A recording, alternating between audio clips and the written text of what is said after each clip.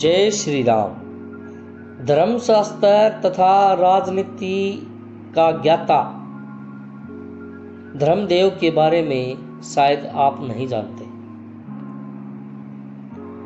विचित्र वीर्य की रानी अंबालिका की दासी की कोख से धर्मदेव का जन्म हुआ था। वह ही आगे चलकर विदुर के नाम से प्रसिद्ध हुए। वह धर्मशास्त्र तथा राजनीति में अपना विशेष स्थान रखते थे। वह बड़े शांत स्वभाव के थे। क्रोध तो मानो उन्हें आता ही नहीं था। युवा अवस्था में ही पितामह भीष्म ने उनके विवेक तथा ज्ञान से प्रभावित होकर उन्हें राजा धृतराष्ट्र का प्रधानमंत्री नियुक्त कर दिया था।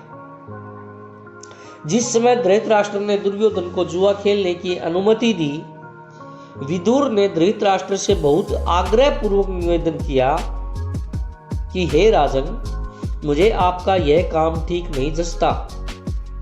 इस खेल के कारण आपके बेटों में वैर भाव बढ़ेगा, इसको रोक दीजिए।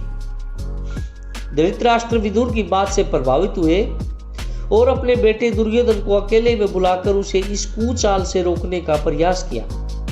बड़े प्रेम के साथ वह बोले, हे गांधारी के लाल, विदुर बड़ा बुद्धिमान है और हमेशा हमारा भला चाहता आया है।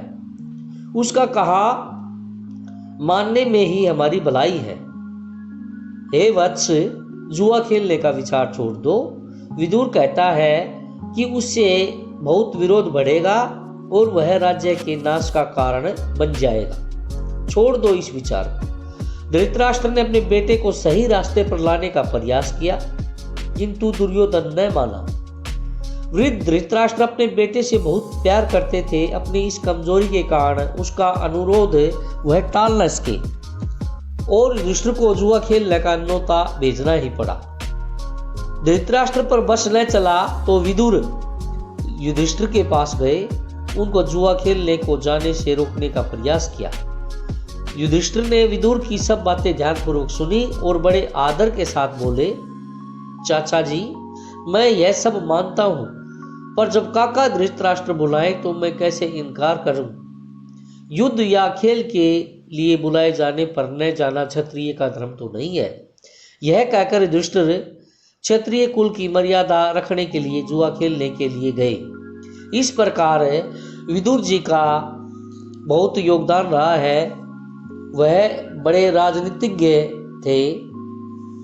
जय श्री राम।